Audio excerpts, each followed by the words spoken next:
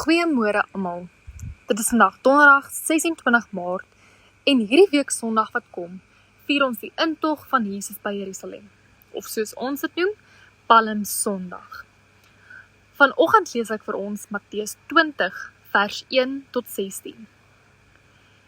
Met die koninkryk van die hemel gaan dit soos met die eienaar van 'n wingerd wat vroeg in die môre uitgegaan het om arbeiders vir sy wingerd te huur. Nadat hy met die arbeiders ooreengekom het om hulle die gewone dagloon te betaal, stuur hy hulle om in sy wingerd te gaan werk. Teen 9:00 gaan hy weer uit en sien ander werkloos op die mark rondstaan. En hy sê vir hulle, gaan werk julle ook in my wingerd, en wat billik is, sal ek julle betaal. Hulle is toe soontoe. Teen 12:00 en teen 3:00 het hy weer uitgegaan en dieselfde gedoen. Omtrent 5:00 gaan hy uit en kry ander wat rondstaan. En hy sê vir hulle, waarom staan julle heeldag werkloos hier rond? Hulle antwoord hom, omdat niemand ons gehuur het nie. Gaan werk julle ook in my wingerd, sê hy toe vir hulle. Toe dit aand word, sê die eienaar van die wingerd vir sy voorman, roep die arbeiders en betaal hulle loon. Begin by die laastes en eindig by die eerstes. Die wat teen 5:00 gehuur is, kom toe en kry elkeen die gewone dagloon. Die mense wat eerste gehuur is, het gedink hulle sou meer kry. Maar toe hulle aan die beurt kom, kry hulle ook elkeen die gewone dagloon. Hulle vat toe die geld, maar begin by die eienaar kla en sê, hierdie laastes het net 1 uur gewerk, en nou betaal u hulle dieselfde loon, as vir wat ons die hele dag hard gewerk het in die warm son.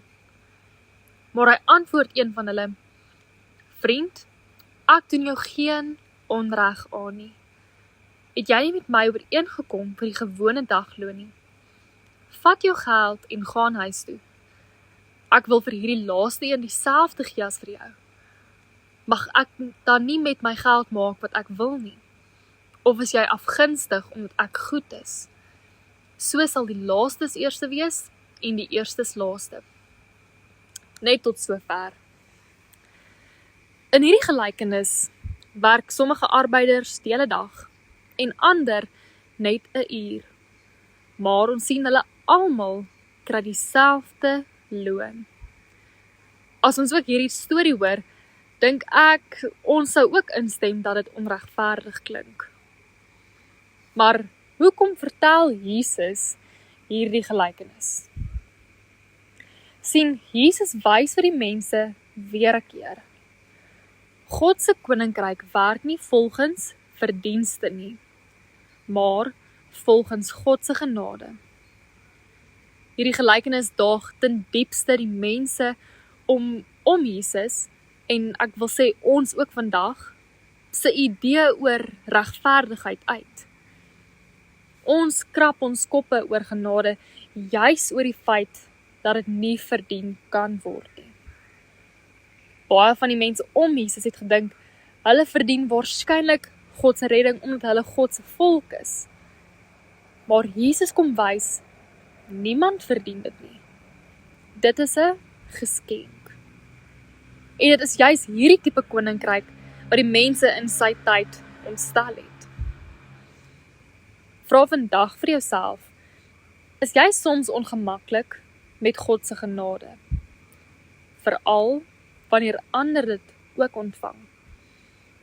En sê vandag dankie vir God, dat sy genade vir almal is, ook vir jou. Kom ons bid saam. Here, dankie dat u my nie behandel volgens wat ek verdien nie, maar volgens u wonderlike, onbeskryflike genade. Here, help my om hierdie genade ook aan ander te gun, en leer my om dankbaar en bly te wees oor u goedheid. Amen.